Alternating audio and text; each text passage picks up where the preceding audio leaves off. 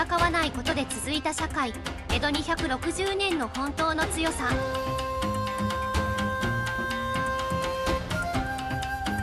なぜ江戸時代は260年もの間大きな戦争が起きなかったのでしょうか。260年という時間は人の一生を何度も重ねるほどの長さです。この間日本には武士がいました。刀もありました。それなのに社会は戦争を選ばなかった。ここで少し立ち止まって考えてみてほしいんです。人は本当に武力でおとなしくなるのでしょうか。罰があるから、監視されているから、命令されているから、それだけで200年以上も争いを抑え続けることができるのでしょうか。江戸の平和は奇跡でも偶然でもありませんでした。そこには法律よりも前に、権力よりも前に、人の心の内側に静かに働いていた仕組みがありました。今回は戦わなかった日本がどんな社会だったのか、そして私たちはいつから戦わなくて済む力を手放してしまったのか、そのことを江戸時代という少し遠い場所から静かに見つめていきます。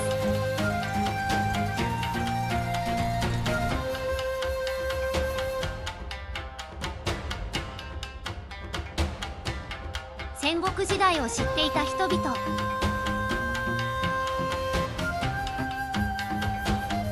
江戸時代の前、日本は長い戦乱の時代を経験していました。それは戦国時代。明日生きているかどうかもわからない、そんな日常を人々は実際に生きていたのです。江戸時代を作った人たちは戦争とは何かを頭で知っていたのではなく、体で知っていました。だからこそ平和は偶然ではなく、強く意識して作られたものだったのです。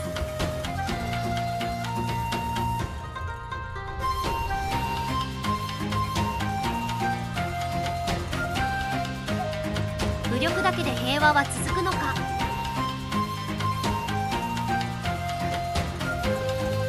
よく言われることがあります。幕府の武力が強かったから戦争が起きなかったのだと。確かに武力は抑止力になります。しかし武力だけで人の心を200年以上縛り続けることができるでしょうか。武力は恐れを生みます。でも安心や信頼までは生みません。江戸の平和はもっと別の場所で支えられていました。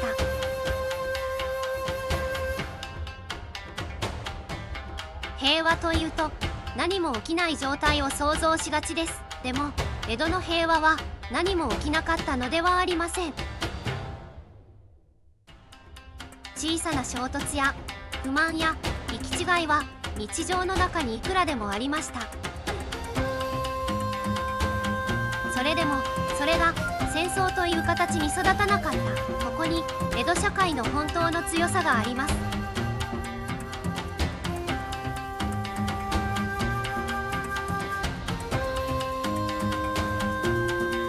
江戸社会を支えた内側の基準。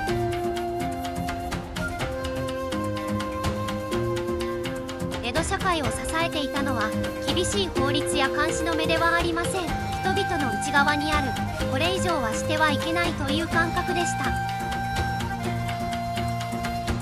武士にとっては家事、商人にとっては信用、農民にとっては自然のリズムを乱さないこと。誰かに見られていなくても自分で自分を律する、その積み重ねが社会全体の大きな安定につながっていました。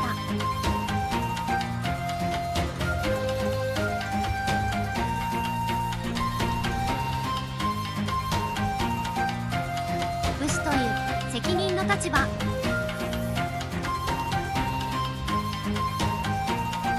武士は支配者というよりも地域を預かる責任者でした。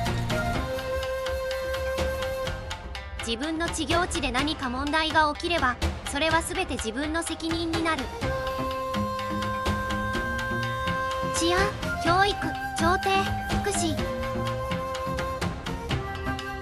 だからこそ武士自身も勝手な行動はできなかった。権力を持つ者ほど自由ではなかったのです。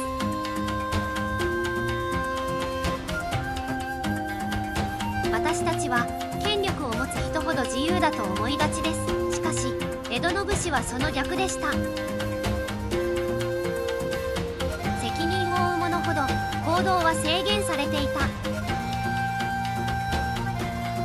本当の自由とは好き勝手に振る舞うことではなく、自分の立場を引き受けることだったのかもしれません。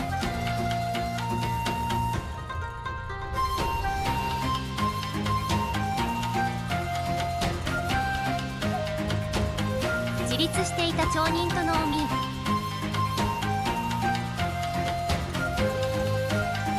江戸の町人は一攫千金を狙うよりも商いを長く続けることを大切にしていました。農民も年貢はあっても食べるものは自分たちで賄っていました。完全に依存しないこの自立が社会を不安定にしなかったのです。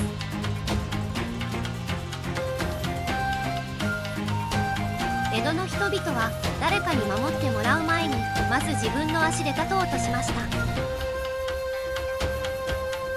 完璧である必要はない。でも依存しきらない。この感覚が社会から争う理由を少しずつ消していったのです。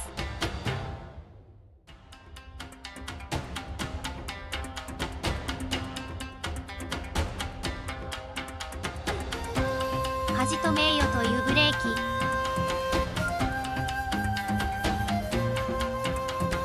キ。江戸の社会には強力なブレーキがありました。それが恥と名誉です。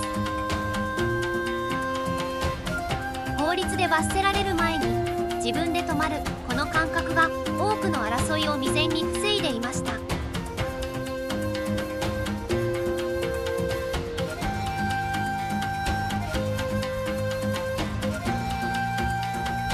なぜその仕組みは失われたのか。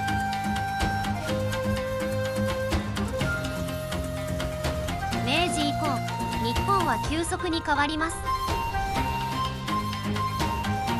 中央集権化、画一化された教育、外からの理屈で社会を作り直した。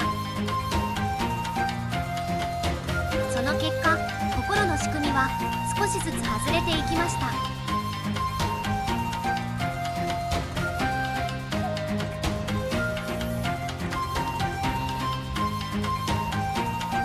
現代への問い。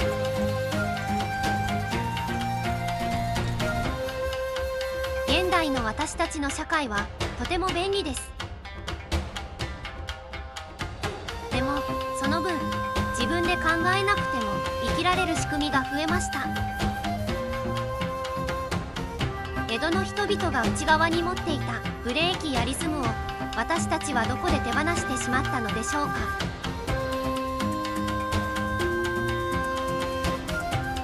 江戸時代は決して理想郷ではありません。それでも戦わずに続く社会を本気で考えていた時代でした。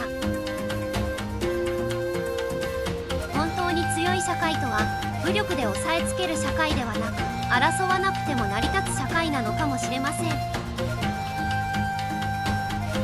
江戸時代の人々が持っていた自立、恥、名誉という心の感覚が今の私たちが取り戻すべきものの一つなのかもしれません。